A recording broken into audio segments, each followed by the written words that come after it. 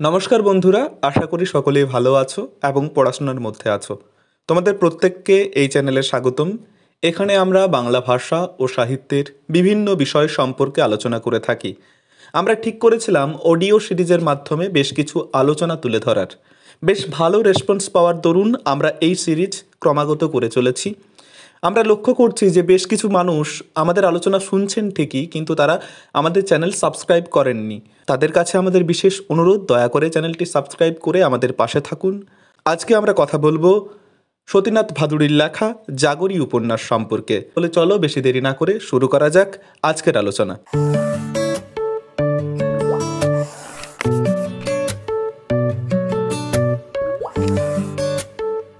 দ্বিতীয় বিশ্বযুদ্ধের পরবর্তী সময়কালে বাংলা উপন্যাস সাহিত্যে যে কজন উপন্যাসিক উপন্যাস রচনা করেছেন তাদের মধ্যে সতীনাথ ভাদুড়ি একজন অন্যতম।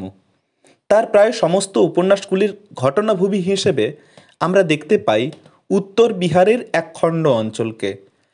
তিনি রাজনৈতিক উপন্যাস কিংবা পারিবারিক কিংবা আঞ্চলিক, যখনই এই তিন শ্রেণীর উপন্যাস লিখতে গেছেন তখনই তিনি উক্ত ক্ষেত্র থেকে তাকে অতিক্রম করতে হয়নি। এই ক্ষেত্রের মধ্যে থেকেই তিনি নানান উপন্যাস রচনা করেছেন। সতীনাথের প্রথম মুদ্রিত গ্রন্থ হল জাগরি। 1945 সালের সমবায় প্রকাশনী থেকে সাধারণ কাগজে, সাধারণ বাঁধায়ে জাগরি প্রকাশিত হয়। সময়টা 1942 সাল। সতীনাথ ছিলেন প্রথম শ্রেণীর বন্দী, কিন্তু জেলের অন্যান্য কোলাহল থেকে দূরে তিনি নিজেকে সম্পূর্ণভাবে পেতে চেয়েছিলেন। জেল সুপারকে বলে ট্রায়াল সেলে বসে লিখেছিলেন জাগরি উপন্যাসের 4টি অধ্যায়। জাগরি উপন্যাসের 4টি অধ্যায় হল ফাঁসি cell Bilu, upper division ward বাবা, আওরত কিতা মা, জেলগেট নীলু। উপন্যাসটা প্রকাশের একটা ইতিহাসের ঘটনা আমি বলি। উপন্যাসটা প্রকাশিত হওয়ার আগে একটি ইতিহাস রয়েছে।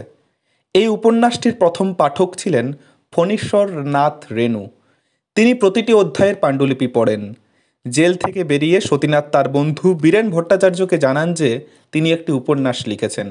বীরেন ভট্টাচার্যের কাছ থেকে এ কথা শুনে দাদামশাই কেদারনাথ বন্দ্যোপাধ্যায় পাণ্ডুলিপিটি সজনীকান্ত দাসকে দিতে বলেন, কিন্তু 5-6 মাস সজনীকান্তের দপ্তরে পড়ে থাকে, তিনি ছাপেন না।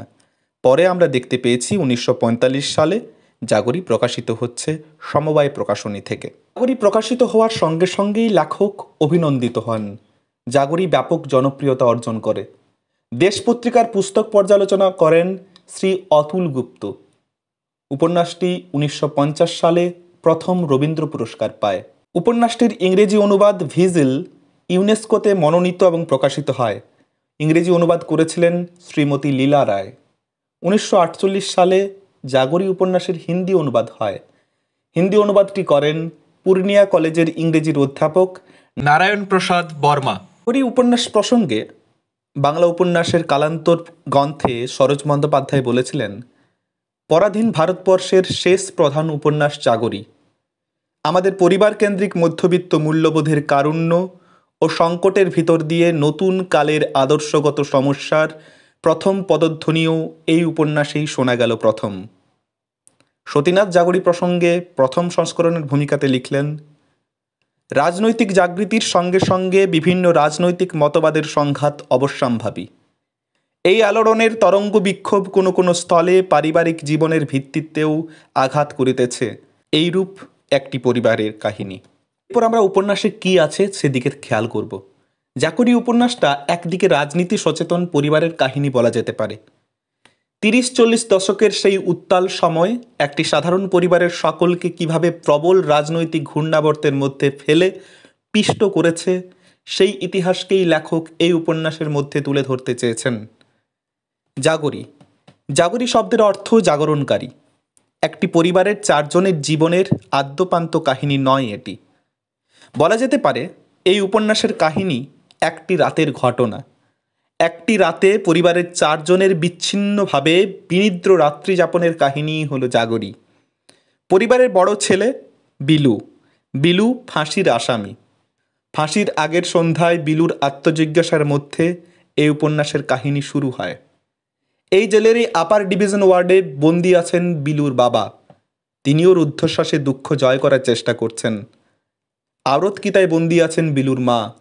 তিনি ক্ষোভে আত্মপীড়নে দগ্ধ। তিনি কিছুতেই তার পুত্রের অন্তিম মুহূর্তকে মেনে নিতে পারছেন না। বাইরে জেলগেটে পরিবারের একমাত্র মুক্ত কনিষ্ঠ পুত্র নীলু জেলার সাহেবের চিঠি নিয়ে অপেক্ষা করছে, তার হাতে দেওয়া হবে দাদার মৃতদেহ। একটি পরিবার, বাবা এবং দুই ছেলে, তার সঙ্গে মা। একটি কংগ্রেসকে সমর্থনকারী পরিবার বা গান্ধীজিকে সমর্থনকারী পরিবার ছিল এটি। পরবর্তীকালে বাবার মতাদর্শের থেকে পৃথক হয়ে দুই ছেলে আবার পৃথক পৃথক মতাদর্শের বিশ্বাসী হয়। নীলু, বিলু এবং বাবা তিনজন আলাদা আলাদা মতাদর্শে বিশ্বাসী হয়ে তারা রাজনীতি করেন। কংগ্রেসের রাজনীতি করার জন্য বিলু এবং তার বাবা গ্রেপ্তার হয়, সঙ্গে গ্রেপ্তার হন তার মা। নীলু গ্রেপ্তার হয় না। এই বিলুর বিপক্ষে সাক্ষী দেয় তার ছোট ভাই নীলু। বিলুর শাস্তি হয় ফাঁসি। নীলু দাঁড়িয়ে থাকে জেলগেটের বাইরে। এই ঘটনাকে কেন্দ্র করেই জাগরী উপন্যাসের কাহিনী বর্ণিত। এই কাহিনী চারজন মানুষের একটি রাতের যে ভাবনা চিন্তা, সেই ভাবনা চিন্তার পৃথক পৃথক অংশে বর্ণিত হয়েছে। একজনের ফাঁসি হবে, তার যে ভাবনা চিন্তা, তার যে স্মৃতিকাতরতা, এই সমস্ত ফুটে উঠেছে বিলুর মধ্যে। বিলুর বাবা, তারও বিভিন্ন স্মৃতিকাতরতা, তারও সন্তানকে নিয়ে ভাবনা, রাজনৈতিক আদর্শের কথা ফুটে উঠেছে বাবার অংশের মধ্যে। মা অংশের মধ্যেও ফুটে উঠেছে এরকমই নানান ঘটনা। নীলু দাঁড়িয়ে রয়েছে জেলগেটের বাইরে, তারও মধ্যে ফুটে উঠেছে বিভিন্ন ধরনের নানান চিন্তাভাবনা। আমরা বিশেষভাবে জোর দেব এই উপন্যাসের মা চরিত্রটির দিকে। জাগরী উপন্যাসটিকে অনেক সমালোচকে রাজনৈতিক উপন্যাস বলে চিহ্নিত করেছেন। তবে এই উপন্যাসের যে একমাত্র চরিত্র মা, তিনি সচেতনভাবে কোনো রাজনৈতিক পথ বেছে নেননি। তবুও তিনি এই রাষ্ট্রীয় পরিবারেরই একজন। তার স্বামী অর্থাৎ নীলু এবং বিলুর বাবা, তিনি ছিলেন গান্ধীবাদী আদর্শের অনুগামী। আর এই স্বামীর গান্ধীবাদী আদর্শের অনুগামিনী হয়েই ৪২-এর আন্দোলনে তারও স্থান হয়েছে জেলের আওরতকিতায়। মাও একজন রাজনৈতিক বন্দী। এটুকুই হলো তার রাজনৈতিক পরিচয়। কিন্তু উপন্যাসের মধ্যে তার বড় পরিচয় হলো তিনি বিলু নীলুর মা। অনেক সমালোচকের মতে মা চরিত্রটি উপন্যাসের শ্রেষ্ঠ চরিত্র বা বাস্তব চরিত্র বা সজীব চরিত্র।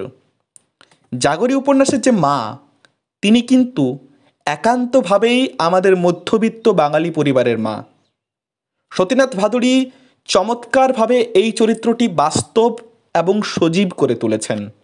সন্তানের জন্য হৃদয় নিংড়ানো ভালোবাসা এবং সেই ভালোবাসা দিয়ে কিছু করতে না পারার যে অসহায়তা, তার রাগে দুঃখে মা চরিত্রটি সজীব হয়ে উঠেছে। জেলে বসেই তিনি শুনেছেন তার বড় ছেলের ফাঁসির কথা। তার কাছে এই ফাঁসির দিনের আগের রাতটি ছিল বড় ভয়ঙ্কর এক রাত। আবার এটাও সত্য যে তিনি স্বইচ্ছায় কোনো রকম রাজনৈতিক মতাদর্শে বিশ্বাসী নন। তিনি একান্তভাবে স্বামীর অনুগামিনী। গান্ধীবাদী স্বামীর জন্যই আজ তার এই দুঃখ। স্বামীর জন্যই বাবা ভাইদের সাথে কোনো সম্পর্ক নেই তার। তবুও কেবলমাত্র বিলু নীলুর মুখ চেয়ে প্রতিবেশিনীদের উপেক্ষা উপদেশ মেনে নিয়েও কখনো স্বামীকে তার আদর্শ রাজনীতি সম্পর্কে প্রশ্ন তোলেননি তিনি। জাগরী উপন্যাসের মা চরিত্রটির মধ্যে আরেকটি দিক যে ফুটে ওঠে তা হলো আমাদের যে মধ্যবিত্ত বাঙালি রমণীর বিদ্রোহিণী চরিত্র, যে বিদ্রোহিণী হয়ে ওঠার যে ঘটনা, তার ছবিটিও কিন্তু এই মা চরিত্রের মধ্যে লক্ষ্য করা যায়। মা বুঝতে পেরেছিলেন তিনি স্বামীর যে আদর্শকে গ্রহণ করছেন তা প্রত্যাশা নয়, তা প্রত্যাশিত ছিল না। এই পথেই তাকে নিয়ে গেছে চরম ব্যর্থতা তথা শূন্যতার মধ্যে। আজ তিনি যেখানে দাঁড়িয়ে আছেন তার জন্য তিনি প্রশ্ন তুলছেন তার স্বামীর আদর্শের দিকে। তবে কেবলমাত্র স্বামীর উপরেই নয়, তার ক্ষোভ প্রকাশিত হচ্ছে নিয়তির উপর, ভাগ্যের উপর। মায়ের দৃষ্টিতে অন্য সমস্ত চরিত্রগুলির মানবিক দোষ ত্রুটি সব কিছু স্পষ্ট হয়ে উঠেছে। আর তাই সব থেকে পূর্ণতা পেয়েছে এই মা চরিত্রটি। মা যদি অমন করে না বলতেন যে তুমি দেশের স্বাধীনতার জন্য সব ছেড়েছো সত্যি, কিন্তু আমাকে তো একটু স্বাধীনতা দাওনি। এই যে একটা ঘটনা তিনি তার স্বামীর সম্পর্কে বলছেন যে তুমি দেশের স্বাধীনতার জন্য সব কিছু ছেড়েছো কিন্তু আমাকে স্বাধীনতা দাওনি। এই যে নারী স্বাধীনতার একটি প্রশ্ন তুলে দিচ্ছেন মা, নারী স্বাধীনতার প্রশ্ন তুলে দিয়ে তিনি যেন বাবা চরিত্রটিকে সম্পূর্ণ করে তুলছেন। অর্থাৎ একটি চরিত্র দিয়ে অন্য আরেকটি চরিত্রের পূর্ণতা প্রকাশ পাচ্ছে এই উপন্যাসে। মায়ের মধ্যে একটি মানসিক সংকট এবং অভিমান লক্ষ্য করা যায়। এই মানসিক সংকট এবং অভিমান থেকে পাঠকেরা তার চেনা জগৎ এবং সেই জগতে যে মানুষেরা বিচরণ করে তাদের চিনতে পারে, মনে করতে পারে। মনে করিয়ে দেয় সাধারণ মধ্যবিত্ত পরিবারের আমাদের বাবার যে একটা সম্ভ্রমসূচক দূরত্ব থাকে, সেই সম্ভ্রমসূচক দূরত্বকে মনে করিয়ে দেয়। আর ছেলের বড় হওয়ার প্রতীক্ষায় মায়ের বসে থাকা চিরন্তন দৃশ্যটি ফুটে ওঠে। আবার মা এই উপন্যাসের তিনটি যে চরিত্র, সেই তিনটি চরিত্রের যোগসূত্র স্থাপন করেছে। পরস্পর বিচ্ছিন্ন তিনটি রাজনৈতিক চরিত্র মায়ের সাহায্যেই যেন একটি আত্মিক সূত্র খুঁজে পেয়েছে। বাবার মতো মাও অসহায়। জেলের গরাদ, ওয়ার্ডের দূরত্ব যে ব্যবধান সৃষ্টি করেছে তা কেবলমাত্র বাইরের। এগুলো তো বাইরের ব্যবধান। মনের ব্যবধান যেটা সৃষ্টি হয়েছে তা কেবলমাত্র মা উপলব্ধি করেছেন।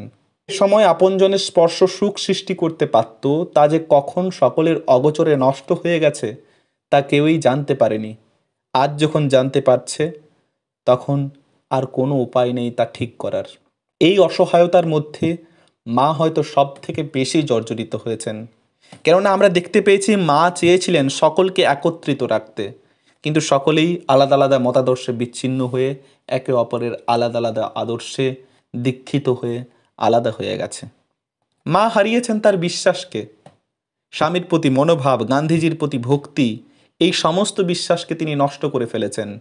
মায়ের অসংখ্য আত্মসমীক্ষায় পরিস্ফুট হয় মূল্যবোধের বিনষ্টির যন্ত্রণা। তিনি গান্ধীজিকেও প্রশ্ন করেছেন, গান্ধীজিকেও সমালোচনা করেছেন। তিনি বলেছেন, গান্ধীজি তুমি আমার একই করলে, তুমি আমাকে একেবারে পথের ভিখিরি করে ছেড়েছ। আবার অন্যত্র গান্ধীজির প্রতি ক্ষোভও প্রকাশ করেছেন তিনি বলছেন, তোমার দেখানো রাস্তায় স্বামী স্ত্রীর মধ্যে মনের মিল হয় না, বাপ ছেলেতে ভালোবাসার সম্পর্ক থাকে না, ভাই ভাইয়ের শত্রু হয়ে দাঁড়ায়, গৃহবিচ্ছেদে সংসার ছারখার হয়ে যায়। আসলে বাবা, নীলু, বিলু প্রত্যেকেই গান্ধীবাদের ভালো মন্দ দেখেছে রাজনৈতিক দৃষ্টি থেকে, কিন্তু মা এই গান্ধীবাদী আদর্শকে দেখেছেন একেবারে পারিবারিক জীবনের ভিত্তিতে। কিভাবে গান্ধীবাদী আদর্শ একটা পরিবারকে ভেঙে চুরমার করে দিল, এই ঘটনা কিন্তু আমরা মায়ের জবানিতেই দেখতে পেয়েছি। অসংখ্য স্ববিরোধী ক্ষুদ্র ক্ষুদ্র ঘটনা, এলোমেলো চিন্তার স্রোত, অসংলগ্ন স্বগত কথনের ঢেউ মায়ের আত্মচারণ অংশটিতে লক্ষ্য করা যায়। মেয়েলি স্বভাব নিয়ে মা ভেবেছেন সরস্বতীর সঙ্গে বিলুর বিয়ে দিলে এমন হয়তো হতো না, সরস্বতীর সাথে বিলুর বিয়ে দিলে হয়তো বিলুর জীবন পাল্টে যেত, বিলু এইসব রাজনীতিতে আসতো না, এটা ভেবেছেন মা। আবার চমাইন জমাদারনির মুখে মা চরম সত্য ভাষণটি শুনে ক্ষেপে উঠেছেন। তিনি বিশ্বাস করতে পারছেন না তার ছোট ছেলে নীলু দাদার বিরুদ্ধে সাক্ষী দেবে। মা নিজের বিশ্বাসের ভূমি থেকে যাতে তাকে আছড়ে পড়তে না হয় তার জন্য নীরব থেকেছেন।